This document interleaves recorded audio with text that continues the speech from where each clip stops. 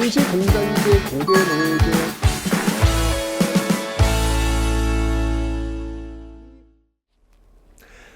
네, 안녕하세요 여러분들. 역사는 최태성 네, 여러분들 훗 제가 한 게 뭘까요? 몰라? 훗 아직도 몰라요? 왜? 훗 검도! 나 얼굴 빨개지게 만들어, 왜? 네, 검도한 겁니다. 아셨죠? 네. 여러분들 이 검도는요, 그 찰나의 기술이라고 하죠. 정말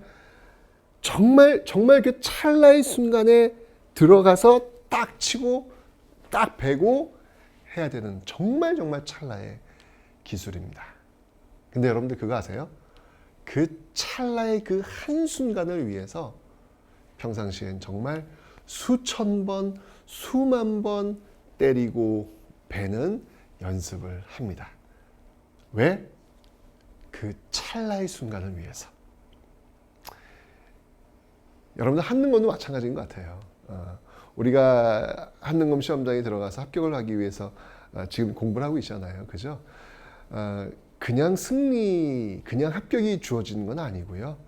바로 그 찰나의 그 순간을 위해서 지금 우리가 이렇게 계속해서 연습하는 게 아닌가라는 생각이 듭니다. 검도도 그렇고 한능검도 그렇고 인생도 마찬가지인 것 같아요. 그죠? 어느 한순간을 위해서 우리가 그 하루하루를 열심히 살아가는 게 아닐까. 어느 한순간을 위해서 말이죠. 네.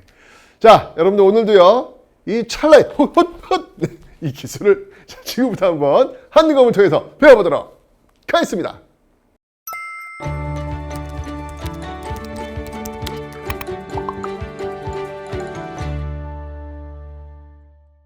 자, 여러분들 제가 일단 그 강의를 시작하기 전에 조선시대 그 시대 구분을 좀 먼저 하고 출발해 보도록 하겠습니다. 조선시대는 여러분들 크게 두 시기로 항상 여러분들 고려시대도 마찬가지였잖아요. 고려시대는 여러분들 이렇게 딱 구분해가지고 고려 전기와 고려 후기로 나눌 때 그 기준점, 요게 이제 고려시대라면 그 기준점이 뭐였어요? 요게 바로 1170년이었잖아요. 바로 무신정변. 무신정변 기점으로 고려 전기와 고려 후기로 나뉜다라고 설명을 드렸는데 조선시대도 역시 마찬가지예요. 똑같아요. 자, 조선시대 같은 경우에는 그 분기점이 언제냐면 바로 1592년이 되겠습니다. 저 친구 그 개그맨 이윤석 씨가 항상 1592년 이렇게 외웠답니다. 1592 있을 수 없다. 1592. 그 친구가 저한테 얘기할 때는 정말 재밌었는데 제가 이걸 옮기니까 참 재미없네요. 네, 어쨌건 1592년을 기점으로 해서 조선 전기와 조선 후기로 나뉜다라고 지금 보시면 되겠습니다. 우리가 지금 이제 조선 전기 배우고 있는 거예요. 그래서 조선 전기를 또또또또또또또또 해가지고 여기가 15세기, 16세기 이렇게 나눠 봤을 때 조선 전기 15세기를 이끌고 있었던 세력들이 바로 훈구 세력들이 되는 것이고, 그 다음에 이제 그 이후에 사림들이 권력을 장악하게 된다라고 하는 내용들을 이제까지 여러분 배우신 겁니다. 그래서 세팅값으로서 의정부 6조 체제와 8도 체제에 의해서 움직이고 있다. 우리 지금 조선 전기까지는 배우고 있는 것이죠. 그죠? 여기도 마찬가지 않습니까, 여러분들? 네, 여기도 이렇게 고려시대 같은 경우에도 요 앞에 시대, 호족의 시대와 문벌귀족의 시대가 있듯이 여기도 훈구 시대와 사림 시대가 있는 것. 네, 고려시대, 조선시대 이렇게 나눌 수 있는 그 분기점들을 여러분들 좀 기억해 놓으시라라는 거 다시 한번 설명을 드리겠습니다. 됐죠? 자, 이렇게 해서 조선시대를 이제 조선 전기를 배웠는데, 자, 이제 오늘 배울 부분은요. 이 1592년이라고 하는 임진왜란, 요 임진왜란이 어떤 변화를 가져오게 될지 요 내용을 한번 좀 지금부터 살펴볼까 합니다. 자, 우선 여러분들 조선의 외교적인 어떤 그 내용들을 한번 살펴볼 텐데요. 조선은 기본적으로 외교 정책이 뭐였냐면요. 여기 보시면 알겠지만 4대 교린이라고 하는 외교 노선을 갖고 있어요. 나중에 한 뭐 100년 뒤, 200년 뒤 우리 그 후손들이 우리 지금의 역사를 배울 때 우리 대한민국의 외교 노선은 무엇이다 이렇게 딱 단정할까요? 아마도 한미동맹 뭐 이런 식으로 이야기하지 않을까요? 그죠? 똑같아요. 지금 이 당시에 조선도 이렇게 4대 교린 이런 식으로 우리가 지금 접근을 하고 있다라는 겁니다. 자, 그럼 4대는 뭘까? 4는 뭐냐면 섬길 사자에다 큰 나라를 섬긴다. 그 큰 나라는 바로 명나라가 되는 것이죠. 예, 큰 나라를 섬긴다. 근데 이 4대라고 하는 것들을 여러분들 너무 굴욕적으로만 접근하실 필요는 없어요.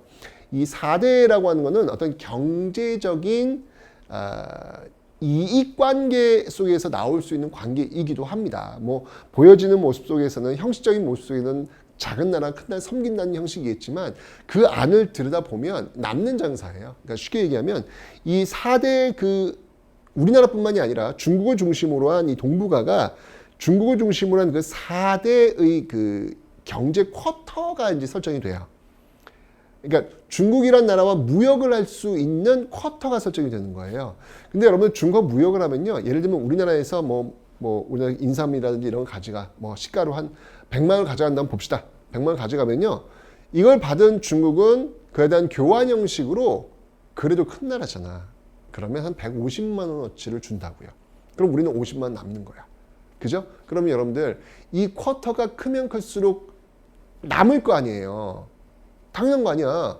그렇기 때문에 어떻게든 이 4대 관계 형성 속에서 그 무역 관계를 유지하려고 주변국들이 굉장히 노력을 많이 해요.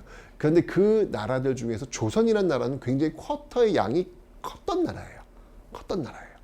그래서 여러분들 이게 4대라고 하는 것들을 너무 정치적인 어떤 그 관계 속으로만 해석할 필요는 없겠다. 경제적인 어떤 실리관계 속에서 실리적인 외교 속에서 남는 그런 관계이다. 라고 하는 것을 일단 기억해 놓으시면 되겠습니다.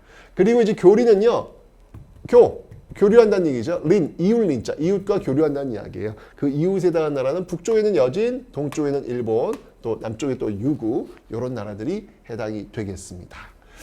자, 그러면 유구는 여러분들 지금 이제 오키나와 그쪽 떠올리시면 될 것 같아요.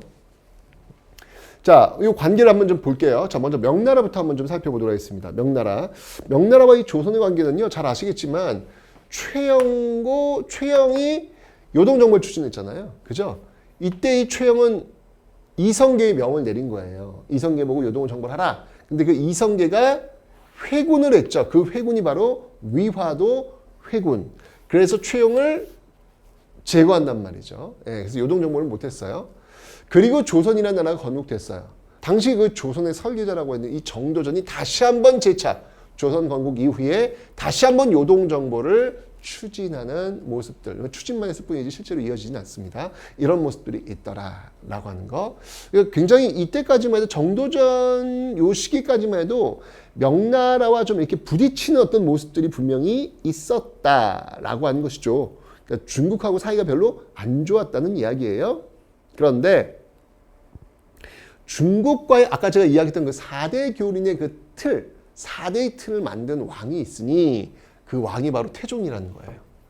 태종 시대가 되면서 4대 외교의 꼴이 갖춰지게 되더라라고 이야기를 하는 겁니다.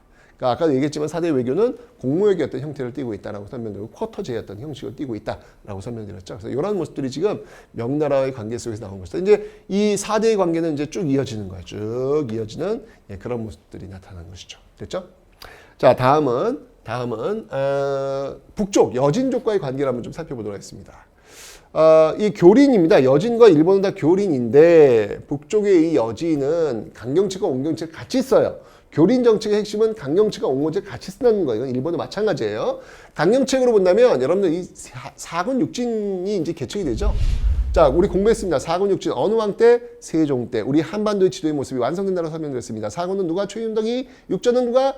김종서가 이렇게 만들어지고 있다. 여기죠, 지금 여기. 4군과 6진. 이렇게 되면서 우리 이거 한반도의 어떤 지형들이 완성되는 모습들이 세종 때 나타나고 있더라라고 하는 거, 요거 기억해 놓으시면 되겠습니다. 그러면 여러분, 내가 얘기했잖아.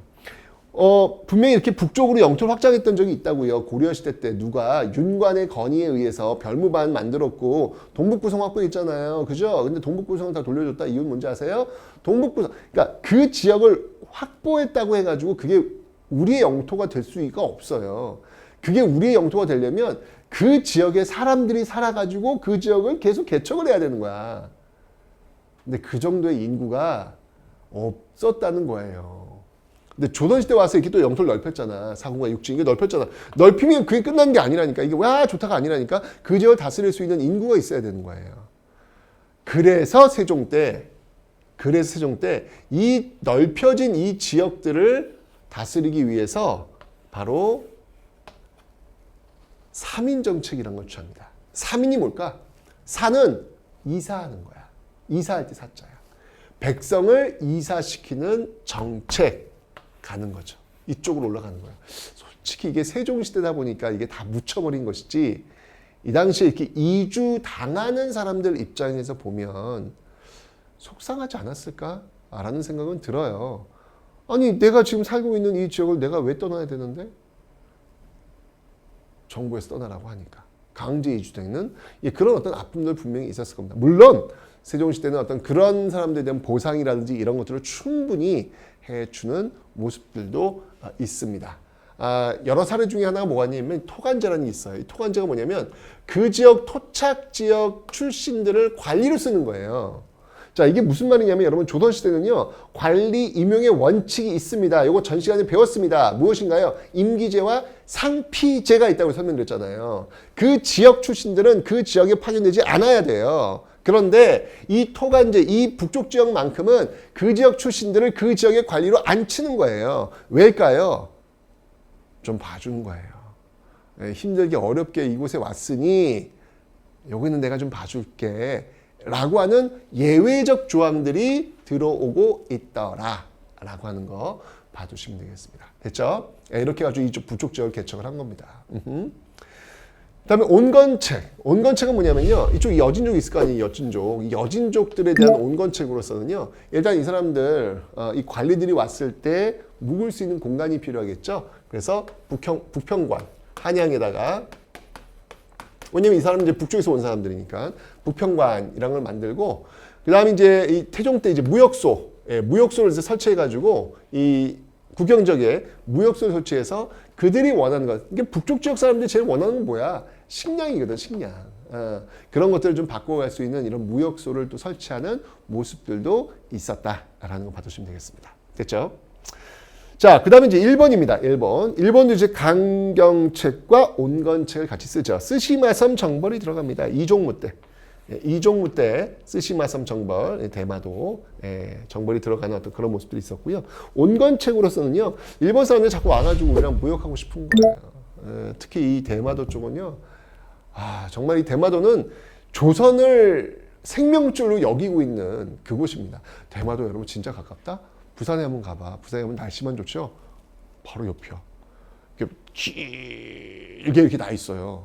저 태종대에 가시면 잘 보입니다. 네, 대마도 그게 너무 가까워요. 그래서 부산 아줌매들은 저 배 타고 그냥 하루 일일 투어로 그냥 놀러 갔다 오시더라고요.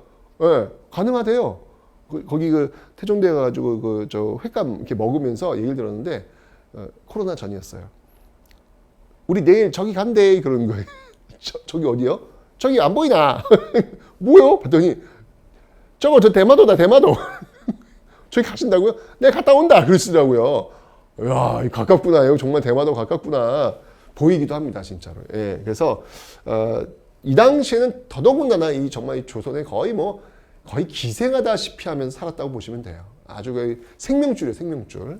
그러니까 이제 여기서 이제 외구들도 많이 오고 막 그랬던 거예요. 그래서 이 지역을 세종 때 평정한 어떤 그런 모습들이 있었죠. 그러다가 하도 그들이 원하니까 열어줘요. 삼포를 열어줍니다. 삼포는 부산포, 제포, 연포라는 곳인데 부산포는 부산 아시겠고 제포는 지금의 창원 쪽이고요. 연포는 울산 쪽이 되겠습니다. 여기를 이제 열어줘가지고 여기 와서 이제 무역할 수 있도록 길을 열어준 곳이죠. 이걸 우리는 개해년의 약조다라고 이야기합니다. 이 모든 것들이 다 세종 때 지금 이루어지고 있습니다. 이 모든 강경책, 온건책, 이 모든 것들이 다 세종 때 이루어지고 있더라라고 하는 모습들. 자, 요게 이제 전반적인 어떤 15세기 나라가 운영되는 과정 속에서의 어떤 외교 관계의 어떤 모습들이었습니다. 나름 태평성대였습니다. 나름 1392년 조선이 건국되고 1592년 임진왜란이 일어날 때 200년 동안 큰 전쟁이 없었거든요. 그래서 이런 어떤 시스템들이 지금 정착되는 상황이 벌어지고 있었다라는 것을 기억해 두시면 되겠습니다. 자, 그러다가